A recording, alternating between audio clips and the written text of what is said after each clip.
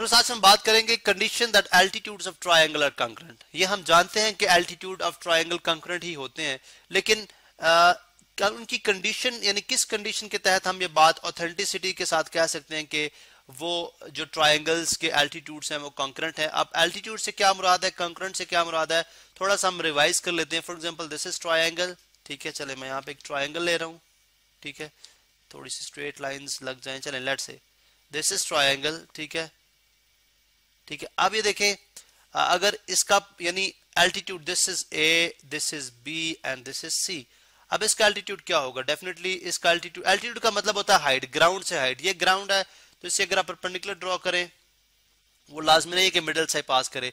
आपने देखना है वर्टेक्स से यानी जो गिवन वर्टेक्स है उससे अपोजिट साइड पे आपने परपेंडिकुलर थ्रो करना है, ठीक है। वो ये आ गया, ठीक है। इसको आप क्या ले चलें ए एम, ठीक है, ठीक है। और इसी तरह से यहाँ से एक परपेंडिकुलर थ्रो करें इसकी अपोजिट साइड से, ठीक है, वो आ जाएगा ये, ठीक है। या चलें थोड़ा सा हम यूं कर लेते हैं, वो आ जाएगा यहाँ पे ये, ठीक है। चले इसी तरह से अगर आप यहाँ से परपेंडिकुलर थ्रो करते हैं तो वो बेसिकली क्या आ जाएगा यहाँ पे इस तरह से। हम जस्ट अस्यूम कर रहे हैं, ठीक है, कि आपको चले वो ये है। इसको नेम देते हैं बी एन और इसको नेम देते हैं सी ओ। तो ये बेसिकली जो ए एम है वो एल्टीट्यूड है, बी एन जो है वो एल्टीट्यूड है, और इसी तरह से सी ओ, सॉरी ये क्या था, सी ओ, ये भी क्या है, एक एल्टीट्यूड है। तो ये तो हो गया एल्टीट्यूड, ठीक है। अब कंकरेंट से क्या मुराद है? कंकरेंट से मुराद है कि वो एक ही पॉइंट से पास करते हैं। कंकरेंट से मुराद है कि वो एक ही पॉइंट से तीनों के तीनों जो एल्टीट्यूड्स हैं वो एक ही पॉइंट से पास करेंगे। अब इसकी हमने कंडीशन फाइंड आउट करनी है, ठीक है। ये हमने कंडीशन फाइंड आउट करनी है। लेट्स से पॉइंट ए जो है वो लाई करता है x1 y1 के ऊपर, पॉइंट बी जो लाई करता है वो करता है x2 y2 के ऊपर, और पॉइंट सी जो लाई करता है वो करता है x3 y3 के ऊपर। ये हमने इनके कोऑर्डिनेट्स ड्रॉ कर दिए, ठीक है। अब देखें हम स्लोप ऑफ BC, बिकॉज आपने देखा कि अगर दो लाइंस परपेंडिकुलर हों, अगर दो लाइंस परपेंडिकुलर हों, ठीक है, तो लेट्स से अगर इसकी स्लोप m1 है तो m2 स्लोप किसके इक्वल हो जाएगी? -1 ओवर m1, -1 ओवर m1। ये हम पढ़ के आ चुके हैं। इसका मतलब अगर हम BC की स्लोप फाइंड आउट कर लें तो हमारे पास एल्टीट्यूड AM जो है उसकी स्लोप आ जाएगी, ठीक है। वो -1 ओवर करके हम जो गिवन स्लोप होगी BC की उसको फाइंड आउट कर लेंगे। इसका मतलब है slope of BC, slope of BC किस तरह से आ जाएगी? Slope of BC, slope of BC किसकी इक्वल होगी? अगर आप यहाँ पे देखें तो this is y2 minus y1, ठीक है। ये चले इसको आप x2, इसको आप इसी को रहने दें, इसी को हम रह दे, let's suppose this is x2 and y2, and इस केस में हमारे पास x1 y1 है, बिकॉज हमारे पास फार्मूला हम जानते हैं x2 minus y2 minus y1 और x2 माइनस x1 होता है। तो इसका मतलब ये बन जाएगा ये हो जाएगा x y2, ठीक है, y2 minus y3 over x2 minus x3, x2 minus x3। यानी किस तरह से देखें y2 minus y1 over x2 minus x1। अब स्लोप ऑफ BC तो ये होगी, ठीक है, जबकि हमने देखा ये तो स्लोप ऑफ BC होगी। इसको मैं यहां से रिमूव करता हूं, ठीक है। अब स्लोप ऑफ जो हमारा एल्टीट्यूड है, ठीक है, स्लोप ऑफ एल्टीट्यूड, चलें स्लोप ऑफ एल्टीट्यूड AM कितनी होगी?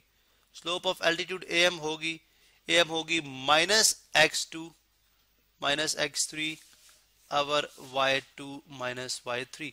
मैंने क्या बताया था कि अगर जो स्लोप इसकी होगी, जो इसके परपेंडिकुलर स्लोप होगी वो क्या होगी? -1 over slope of this, slope of BC, -1 over slope of BC।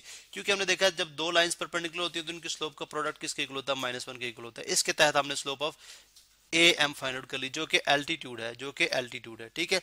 अब equation of altitude AM find out करते हैं। हम यहाँ पे फाइंड आउट करने जा रहे हैं इक्वेशन ऑफ एल्टीट्यूड AM, ठीक है।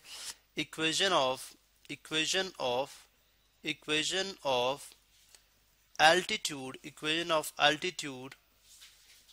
एल्टीट्यूड AM, ठीक है, वो क्या होगी? y minus y1 is equal to m into x minus x1, यानी पॉइंट स्लो फॉर्म ये हम जानते हैं।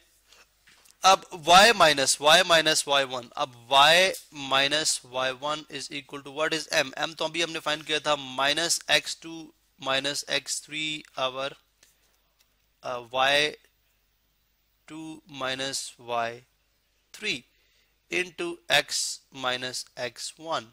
ठीक है, ये आपके सामने मौजूद है। ठीक है, ये हमने slope of altitude m find out की थी, वही हमने यहाँ पे यूज की।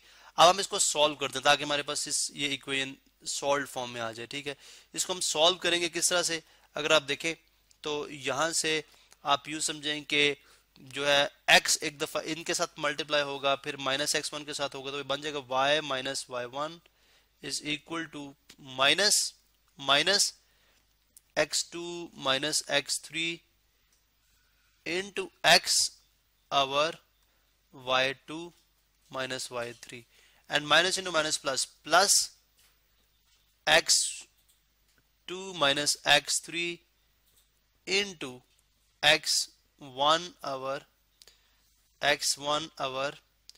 y2 minus y3।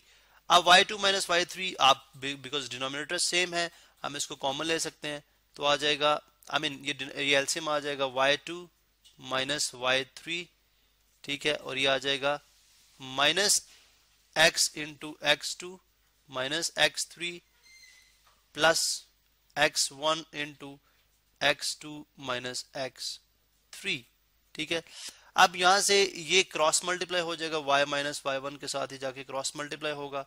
ठीक है, तो ये हमारे पास बन जाएगा y minus y one into y2 minus y3 is equal to minus x into x2 minus x3 plus x1 into x2 minus x3।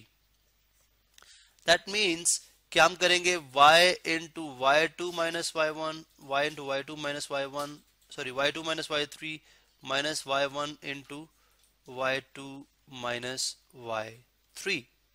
ठीक है, y3 that is going to be equal to minus x, और इसको बेशक इस side पे ले आए तो बन जाएगा plus x into x2 minus x3 and minus x1 into x2 minus x3 is equal to 0 अब अगर हम इसको रीअरेंज कर लें, अगर हम इसको रीअरेंज कर लें, ठीक है, तो ये हमारे पास इक्वेशन बन जाएगी, यानी इक्वेशन ऑफ एल्टीट्यूड एम बन जाएगी x इंटू, इसको पहले लिख लें, x into x2 minus x3। ठीक है, इस तरह plus y into y2 minus y3 minus x1 into x2 minus x3 minus y minus y1 into y2 minus y3 is equal to 0। अब इसी पैटर्न के ऊपर ये देखें, ये in terms of x and y, ये जनरल फॉर्म ऑफ इक्वेशन मैंने लिख दी है। ठीक है, general form of equation, because x के साथ होगी वो आपके पास first ax plus by plus c।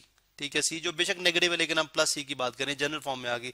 इसी तरह इक्वेशन अदर एल्टीट्यूड के इक्वेशन भी आप इस तरह से जो है वो जनरल फॉर्म में लिख लेंगे, जो मैं यहाँ पे लिख देता हूँ। ठीक है, यानी ये एल्टीट्यूड am का है।